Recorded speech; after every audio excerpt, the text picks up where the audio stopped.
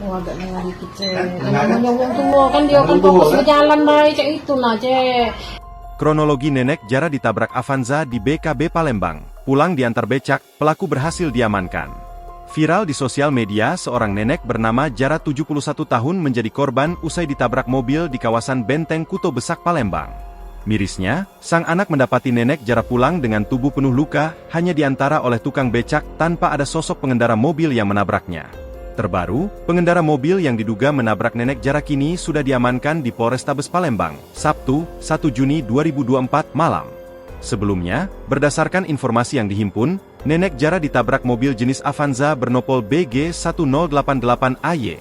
Tidak terima dengan peristiwa tersebut membuat anak korban bernama Siti Hodijah 38 tahun melapor ke Polrestabes Palembang, Selasa, 28 Mei 2024 siang. Ketika dikonfirmasi, Siti mengatakan peristiwa yang dialami ibunya terjadi pada Sabtu, 25 Mei 2024, sekitar pukul 19.22 WIB di Jalan Sultan Mahmud, Badarudin tepatnya di depan KFC BKB Palembang. Kejadian itu berawal saat korban pulang ke rumah dan sudah mengalami luka-luka saat diantar oleh seorang tukang becak. Kejadian memang sudah lama Pak dan baru viral di media sosial, ungkap Siti ketika dihubungi melalui ponselnya. Lanjut Siti, saat pulang ibunya bercerita sudah ditabrak oleh pengendara mobil Avanza dan akibat kejadian ini ibunya mengalami patah tangan di sebelah kiri, luka memar di bagian kaki dan lutut kiri hingga paha. Diketahui jika awalnya nenek Jara datang ke BKB untuk melihat anaknya yang sedang berjualan, namun tiba-tiba saja ia ditabrak mobil.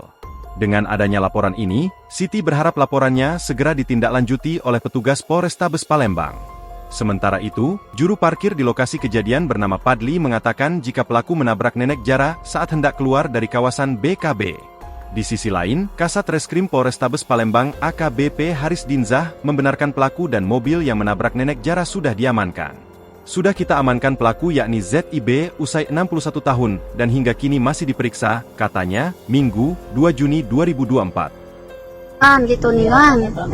Iyo. Dengan nunjuk tahu nama ribut, menyandak ribut.